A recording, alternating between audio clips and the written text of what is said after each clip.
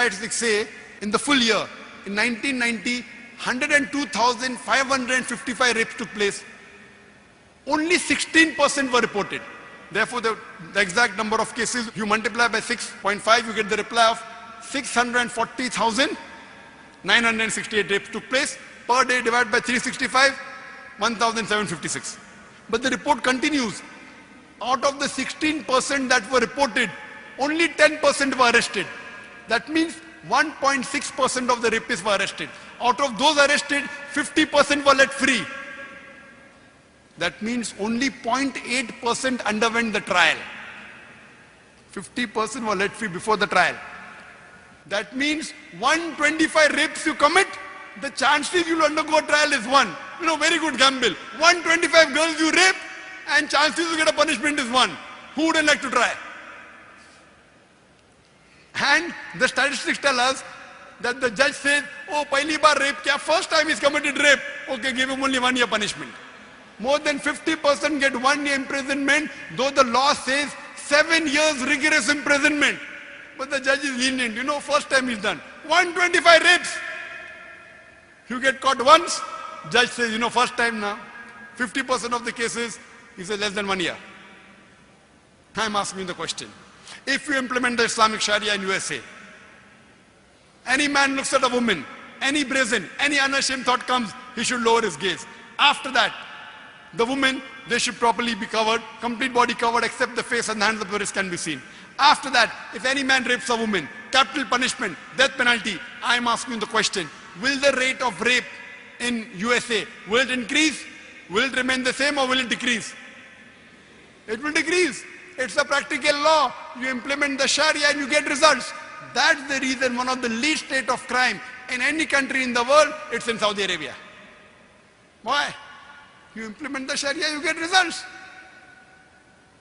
That's the reason I say that Islam, besides speaking good things, it shows you a way how to achieve the good things. So the other religions are more theoretical. Islam is a practical religion. So practically, if you care for humanity, practically, if you really want the evil to be destroyed in this world, you have to accept Islam. The 20th, and the last in my list of the most common questions asked by non-Muslim is that if Islam is the best religion, then why you find most of the terrorists are Muslim, most of the robbers are Muslim, most of the people who cheat are Muslims? Why? If Islam is the best religion, then why do you see that the Muslims are the worst? The reply to this question is that one of the major factors for this impression that all the terrorists are Muslims, the impression that most of the people who cheat are Muslims, most of the people who bribe are Muslim, is the media. About 5 years back, when I was called in the same organization, Dubai Holy Quran International Award for the second time, and the patronage of Sheikh Muhammad Rashid Maktoum, I had given the talk in my second day, Media and Islam, War or Peace. And I described in detail what is the strategy of the media to malign Islam. And I also gave a talk, Islam, the solution to the problems of humanity. The media says Islam is a problem for humanity. Actually, Islam is the solution for the problem of humanity. That's why the tagline of the Peace TV, the solution for humanity. That means Islam is the solution for humanity. What does the media do? Time will not permit me to give in detail. I'll just wind up my answer in a couple of minutes. What does the media do? Media picks up the black sheep of the community and they portray as though they're exemplary Muslims. See, we have black sheep in the community. We do have many Muslims who are namesake Muslims. They aren't practicing Islam. They pick them up and they portray as though they're exemplary Muslims. Many a time the media, they quote something of the Quran, they quote out of context. Whenever they get information, they malign the Muslims. For example, we know in 1996, the Oklahoma bombing, At that time, it was the biggest attack on American soil. More than 100 people were killed. 166 people were killed. It came as headlines. Middle East conspiracy, Middle East conspiracy. Muslims to blame, Muslims to blame. Headline for days and weeks together.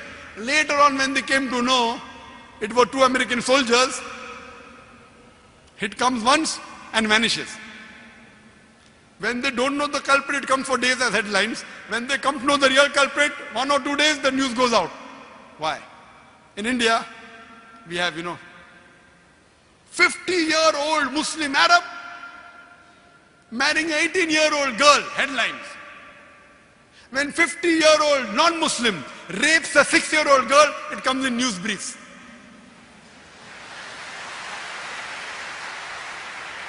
That 50-year-old Arab Muslim, he's taking permission and marrying a girl with her will, with the will of the parents. It doesn't go down the throat of the media. But when a 50-year-old non-Muslim rapes a 6-year-old girl, it comes in news briefs. Why? Same example, couple of weeks back, there was a bomb blast in Pune, German bakery. 9 people were killed. Suspect, Muslim, Muslim, Muslim. Suspect, suspect. No 100% proof. Same day, the Maoists, they killed 16 policemen. Not civilians, policemen, Maoist, no. It comes in news brief. Muslim suspect, 9 civilians killed, 16 policemen killed by Maoist. Comes in news briefs. Ajib. They know the people who killed, not civilians. They have got cannons, rocket launchers. They bombard the full police station. Comes in news brief. They don't know who did the Pune bomb blast. Muslim suspect. And it's continuously there for many days. They don't know who did it. Who they know did it because it's a Maoist, communist, non-Muslim, news briefs. Or maybe, front page, some papers, but below. And it vanishes out of the media. So the major cause is the media. Media and Islam, war or peace. Unfortunately, Muslims are very weak in media. Very weak. We may have good media about song channel, dance channel, many. But Islamic channels, unfortunately. So I say, yes, I do know there are black sheep in the community. But yet, with all the black sheep, yet as a whole, the Muslims are the biggest teetotalers in the world. I know some Muslims who can drink the non-Muslim under the table. But as a whole, the biggest community of teetotalers in the world are Muslims. The biggest community as a whole that gives charity, they are Muslims. There is no non-Muslim, no human being in the world who can show a candle to a practicing Muslim as far as modesty is concerned, as far as sobriety is concerned, as far as human values are concerned, as far as ethics are concerned. No human being can show a candle to a practicing Muslim as far as modesty is concerned, as far as sobriety is concerned, as far as human values are concerned, as far as ethics are concerned.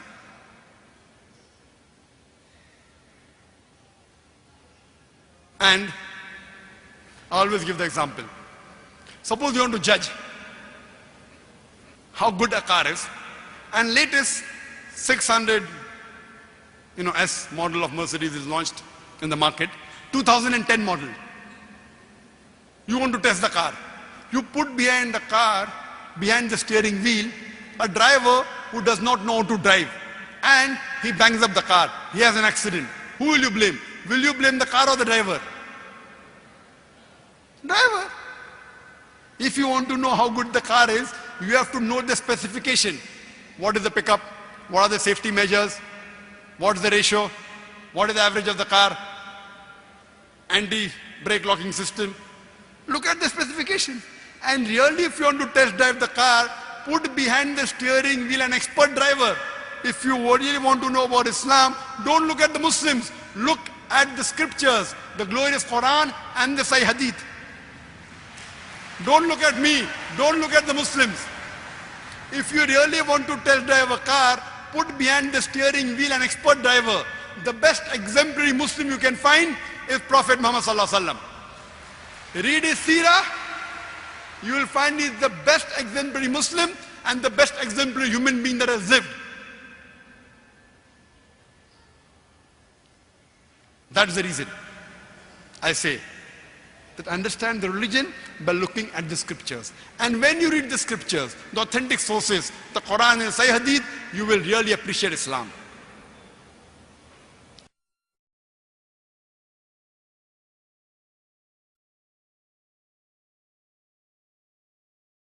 And I mentioned last time that after 9/11, there was a new entry in the most 20 common question, the word jihad. So when the new entry comes, the last one goes away.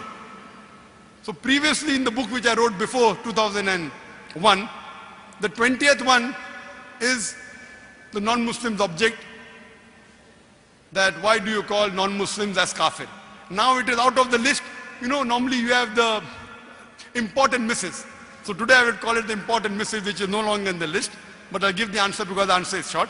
Many non-Muslims say that why do the Muslims abuse us by calling us kafir? The reply to this question is, what is the meaning of the word kafir? Kafir comes from the Arabic root word kufr, which means to reject, which means to conceal. In Islamic context, kafir is a person who rejects the truth of Islam. So if I have to translate into English, kafir means a non-Muslim. So if I call the non-Muslim a non-Muslim, in Arabic I say kafir, why should he feel bad? Why should he feel offended? And if they say that, why do you call us kafir? The only way I can stop calling you a kafir is if you accept Islam. Then I say you're not a kafir, you're a Muslim. That was in brief regarding the replies to the common questions. And now inshallah, as suggested, we'll have an open question answer session.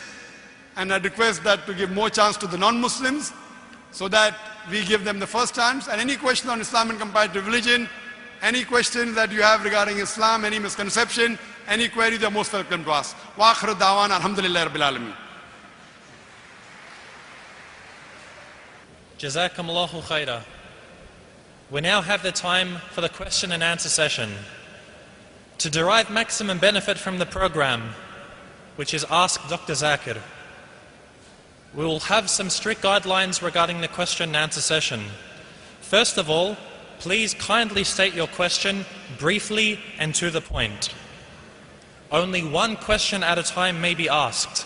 If you do wish to ask a second question, you'll have a chance to go to the back of the row and await your chance to ask the second question. If there are any non-Muslim brothers or sisters, they will be given first preference to ask the questions. So contact one of the volunteers and they will put you to the front of the line. We have 3 mics available in the auditorium. One to my left for the brothers, one in the center of the auditorium, and one in the back for the sisters. Lastly, we kindly request that you state your name and your profession before putting forth your question. So once we're ready, we will have the first question from the front mic from the brothers. Good evening to everyone. I am a security guard by profession from Central Africa, Cameroon.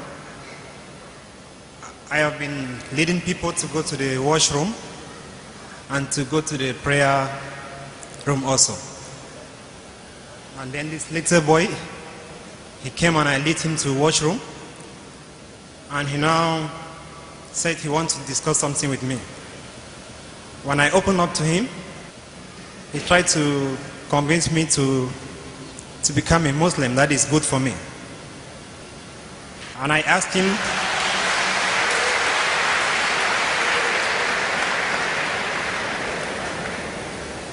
him, why do you think it's good for me? He said that I should try it, I will never regret. And I told him I have listened to the speakers. I'm highly convinced that Islam is the best religion.